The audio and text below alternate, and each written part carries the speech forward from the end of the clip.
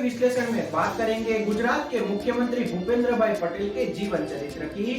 गुजरात के 17वें मुख्यमंत्री भूपेंद्र भाई पटेल का जन्म 15 जुलाई 1962 के दिन गुजरात के एक छोटे से गांव सिलाज में हुआ था। सिलाज अहमदाबाद के पश्चिमी उपनगरों में एक उच्च कोटि का आवासीय इलाका है।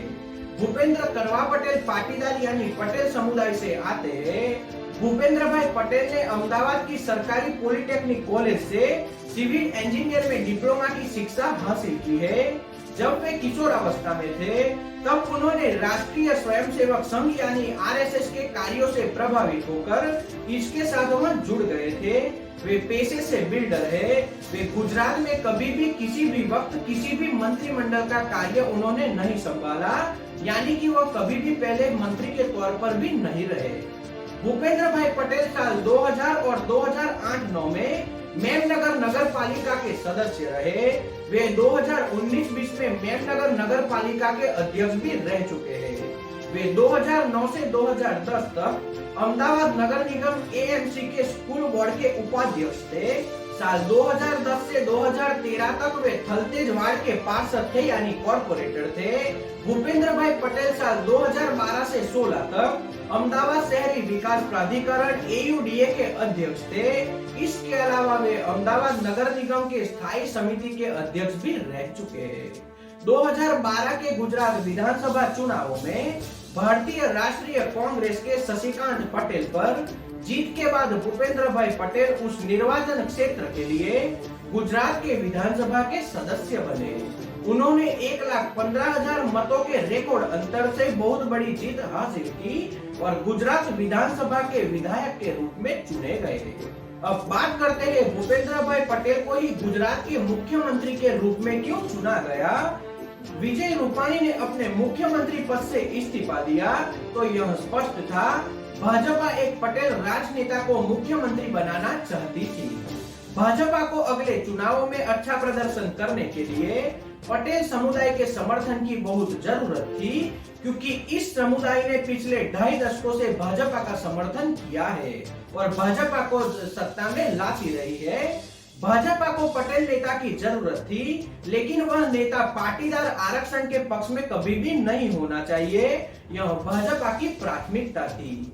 एक और कारण यह था कि उन्हें मुख्यमंत्री के चेहरे के रूप में एक ऐसे व्यक्ति की आवश्यकता थी जो अजात शत्रु हो, यानी भारतीय जनता पार्टी में भी उनका कोई भी विरोधी नहीं होना चाहिए। इसलिए नितिन पटेल और पुरुषोत्तम रूपाला जैसे बड़े पाटीदार चेहरों का चयन भारतीय जनता पार्टी की ओर से नहीं किया गया। राजनीतिक विश्लेषकों के अनुसार पाटीदार नेता के नामों की चर्चा में यह संभव है कि एक को रखा जाए तो दूसरा नाराज हो सकता है और भारतीय जनता पार्टी को नहीं लगता था कि आने वाले चुनाव में जोखिम लिया जाना चाहिए। इसलिए उन्होंने पाटीदार लॉबी को संतुष्ट करने के लिए पाटीदार चेहरे के रूप में भूपेंद्र भाई पटेल का नाम चयन किया। इसके अलावा भारतीय जनता पार्टी के कद्दावर नेता प्रधानमंत्री नरेंद्र मोदी और गृह मंत्री अमित शाह का ऐसा मानना हो सकता है कि गुजरात के मुख्यमंत्री के रूप में जिसका भी चयन किया जाए वह व्यक्ति ऐसा होना चाहिए कि वह प्रधानमंत्री नरेंद्र मोदी और अमित शाह के इशारों पर कार्य करे। तो इस वजह से भूपेंद्र भाई पटेल का चयन किया गया हो, ऐसा माना भी जा सकता है। गुजरात के पूर्व मुख्यमंत्री विजय रूपाणी ने अचानक से अपने मंत्रिमंडल के साथ इस्तीफा दे दिया। इसके पीछे कोई भी कारण उन्होंने पब्लिक के सामने नहीं रखा। इससे यह बात तो पक्की है उन्हें उनके मुख्यमंत्री पद से किसी भी तरह से हटाने की कोशिश की गई। उन्होंने बेझिझक होकर अपने पद से इस्तीफा दे दिया और सभी मंत्रिमंडल के साथ इस्तीफा दे दिया। उसके बाद भारतीय जनता पार्टी के गुजरात के सभी विधायकों की अहमदाबाद में मीटिंग बुलाई गई और वहां पर भी केंद्र में बैठी हुई भारतीय जनता पार्टी की ओर से अगले मुख्यमंत्री के चयन के लिए भूपेंद्र भाई पटेल के नाम को घोषित किया गया और बीजेपी के विधायक भूपेंद्र भाई पटेल को 11 सितंबर 2021 को गुजरात के अगले मुख्यमंत्री के रूप में चुना गया और इसी तरह से भूपेंद्र भाई पटेल गुजरात के 17वें मुख्यमंत्री के रूप में उनको स्वीकार किया गया, यानी कि गुजरात के लोगों के सामने प्रस्तुत किया गया। दोस्तों, हमें भूपेंद्र भाई पटेल के जीवन से यह सीखना चाहिए, अपना कर्म हमें हमेशा करते रहना चाहिए, फल की आशा कभी भी हमें नहीं रखनी चाहिए।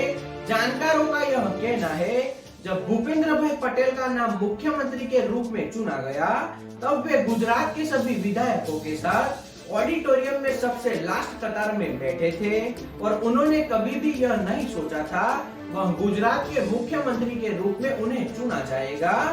तो एक तरह से आप इसे नरेंद्र मोदी की राजनीति भी मान सकते हो और दूसरे तरीके से भूपेंद्र भाई पटेल के कर्मों का फल भी आप इसे मान सकते हो। तो कुछ भी हो जाए, हमें हमारे कर्म अच्छे रखने चाहिए। तो यह थे गुजरात के मुख्यमंत्री भूपेंद्र भाई पटेल का जीवन चरित्र। तो आज के विश्लेषण में इतना ही। अगर यह विश्लेषण आपको पसंद आया हो तो वीडियो को लाइक और शेयर करना और चैनल को सब्सक्राइब कर लेना। जय हिंद।